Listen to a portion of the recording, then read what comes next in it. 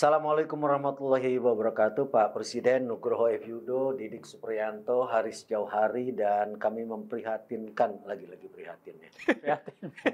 Pemandangan yang kami lihat beberapa hari yang lalu, sebetulnya ini mungkin bukan masalah Pak Presiden ya, kan, tetapi barangkali Pak Presiden bisa menyampaikanlah kepada temannya.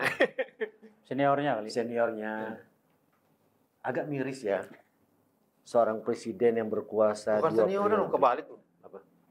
Lebih tuan Pak Presiden kita secara usia, secara jabatan. Oh iya kan duluan dia. Dulu juga kan lebih tua dari gua. Dua-duanya. Paling muda kan. Ya, melihat Pak Jokowi yang mesti kita hormati ya. Setelah turun menjadi presiden, 2 periode menjadi presiden, dan ada para pengikutnya tentu saja menganggap beliau ini presiden, salah satu presiden yang paling berpengaruh dari hanya mungkin 2 atau 3 presiden Indonesia. Bawa ijazah ke Bareskrim. Ini kan, ya kok jadinya, menurut katanya dia sendiri di media massa, ini kan urusan kecil, ringan. Lah kok jadi urusannya hanya urusan ringan ini Presiden Ji. Datang bawa ijazah ke Bareskrim. Ini kan sesuatu yang mestinya udah selesai lama lah, tinggal nggak usah gimana ya, kerasnya gue terenyuh, bukan kenapa kok Pak Jokowi bawa gitu, gimana menurut lu? Oke, saya coba mulai dari awal ya. Mulai dari awal. Panjang nih. biar nggak panjang gitu. Pertanyaan kan pertama, Jokowi ini kan kaitannya sama ijazah palsu kan? Ya. Jokowi ini sekolah di UGM nggak sih? Jawabannya positif, sekolah di UGM. Pernyataan dari alumni UGM yang nggak mau mengambil S3 di UGM. S3 tempat lain. Oke. Yang kedua, dia lulus apa enggak? Gitu. UGM bilang lulus. Cuman menurut yang berpendapat nggak lulus, tidak ada bukti-bukti yang kuat. Bahkan skripsi dan ininya tugas-tugas lainnya KKN ya tidak jelas gitu. Jadi kalau sekolah di UGM oke, ya nggak ada yang bantah. Tapi kalau lulus apa enggak masih ada kontroversi. Yang ketiga, dia punya ijazah apa enggak, kan gitu. Nah, dia berijazah apa enggak? Ini juga terjadi perdebatan. UGM bilang dia punya ijazah. Tapi orang-orang yang lain berpendapat bahwa ijazahnya palsu. Nah, kenapa ini jadi berpanjang-panjang?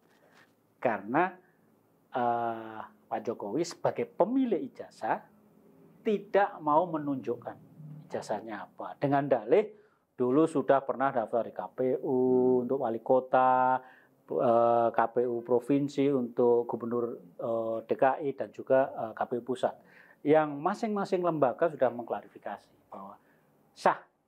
Kalau nggak sah kan nggak bakalan jadi calon, nggak bakalan terpilih gitu. Tapi kan masalahnya tidak hanya itu, masalahnya adalah mereka yang berpendapat bahwa ijazahnya palsu ini punya bukti-bukti lain. Pakai teknik macam-macam itulah sehingga jadi rame itulah. Nah, sebetulnya kan simple. Tunjukkan saja ijazahnya. Selesai. Tapi kan lucu. Ketika memanggil wartawannya juga nggak boleh foto. Harus lihat aja. Jadi makanya saya jadi ada 2 kemungkinan. Ini spekulasi ya. Satu, aslinya dia punya ijazah, tapi hilang. Maka terpaksa dalam tanda petik memalsu. Ini spekulasi aspal. Ya, aspal. Asli tapi palsu. Yang kedua, dia punya asli. Kenapa dia nggak segera klarifikasi selesaikan? Ya biar asik jadi pembicaraan publik terus. Jadi panjang. Jadi panjang gitu. Jadi ya trending topik terus. Ya, trending topik terus. Karena kan memang kalau kita lihat rekod beliau kan, memang beliau ingin selalu tampil di media dengan cara macam-macam ya. Melalui wartawan-wartawan media konvensional pada saat di Solo kan, kemudian di Jakarta. Pada saat di Jakarta kan mulai peralihan ini, medsos belum kuat kan. Begitu jadi presiden, medsos kuat, dia memanfaatkan medsos, sehingga yang namanya buzzer itu yang memproduksi ya. Timnya Pak Jokowi gitu. Awal sekali kita mengenal buzzer. Iya, dari itu ya. Buzzer RP katanya. Iya. Buzzer RP. Buzzer RP. Bukan dinar ya. Nah, makanya kan sekarang ketika beliau ke Mabes bukan Polda ya, ke polisi itu ya memang benar. Saya sih pendapat sama lu. Kenapa sih urusan kayak gini jadi kan belum ada ceritanya di Republik ini seorang presiden, mantan presiden berurusan langsung dengan dan bawa ijazah.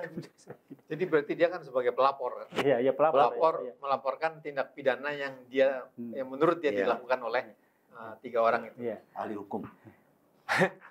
Gue juga malas menanggapinya karena menurut gue persoalannya cuma itu, cuma lu tunjukin selesai. Gitu. Iya.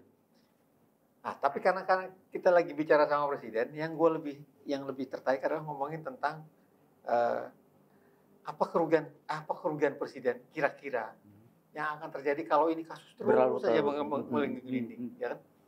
Kalau cuman jadi membantah di sosmed mungkin nggak begitu. Gitu. Tapi kan kita lihat ternyata ya gue juga bingung kenapa Pak Jokowi walaupun bukan memanggil tapi membiarkan datangnya Hercules ke rumahnya, ya kan? Terus Hercules di rumahnya membuat statement dia akan bela Jokowi sampai habis-habisan untuk melawan para pengadu yang menuduhnya palsu ini. Itu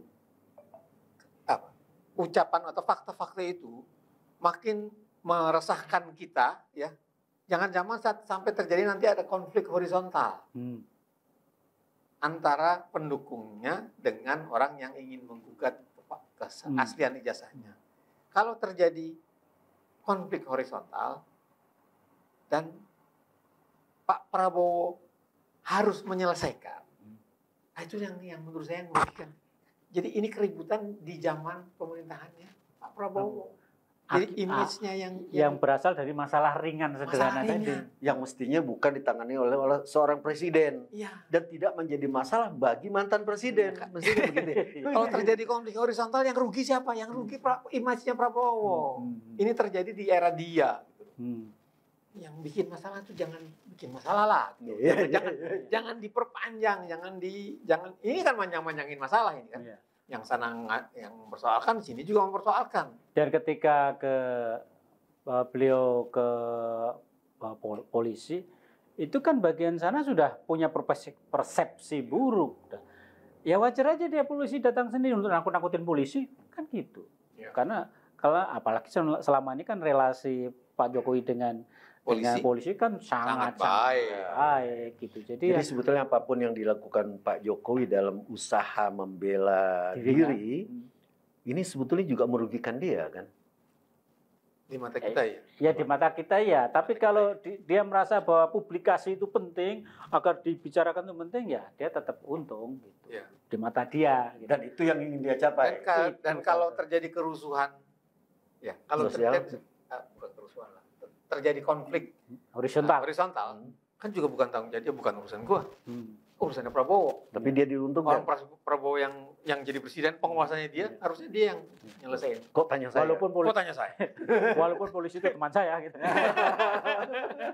Jadi lu melihat juga bahwa ini bisa menjadi satu desain untuk mengakibatkan sesuatu yang akan merugikan Pak Presiden Prabowo. Kalau saya sih bilang ya, wong ini masalah sederhana kok gitu. Ya tunjukin saja selesai. Kalau dia ya benar punya ijazah ya. Kalau enggak, ya itu masalah. Lo bayangin, kalau lo benar-benar punya ijazah asli, terus apa keuntungan yang lo dapat dengan memperpanjang ini? Ya kecuali tadi. Kecuali memang ingin mendesain sesuatu yang lo bilang tadi itu memang didesain supaya ada aja keramaian gitu loh. Dan itu bisa menjadi pekerjaan dari Presiden Prabowo yang seharusnya tidak nambah-nambah. Iya. Atau ada sesuatu yang ingin ditutupi. Ini kan untuk menutupi. Kita nggak mau suuzon, bener ada ijazahnya. Udah keluarin, selesai, jangan dipanjang-panjangin. Tapi lu setuju bahwa gambar yang lu lihat itu seorang presiden, mantan presiden, Ya kan, semua mantan presiden kan umumnya dihormati, dimuliakan ya. Datang bawa ijazah itu menurut lu itu gambar itu lu merasa gimana itu? Ya menurut saya sih pemandangan yang buruk lah. Yeah. Pemandangan yang buruk karena apalagi di masyarakat kita berurusan dengan polisi itu adalah sesuatu yang buruk. Kan kita selalu dinasihati orang tua kita, jangan pernah berurusan dengan polisi. Karena kalau kamu lapor kambingmu hilang, nanti kamu harus sapimu kamu relakan. Itu sampai itu kan, kalau kamu nggak mau makan, aku lapor polisi loh. Anaknya langsung makan. Pak Presiden, saya berterima kasih dua sahabat saya ini punya orang tua yang bijaksana, yang membuat mereka kelihatannya sih baik-baik aja nih. Ya walaupun mungkin nggak suka sama polisi, tapi dia anak polisi. Jadi nggak tahu orang tuanya polisi mau ceritakan begitu. Kita suka ya sama polisi. Institusi ini diperlukan oleh negara kok. Cuman masalahnya ya polisi yang sekarang ini kayaknya harus segera diganti Kapolrinya. Gitu. Masuklah barang itu. Udah 4 kali dia ngomong begitu. Pak Presiden cukup sampai di sini, ini bakal melebar ke mana-mana. Terima kasih, wabillahi taufiq wal hidayah. Wassalamualaikum warahmatullahi wabarakatuh. Lu mau minta apa lagi sih?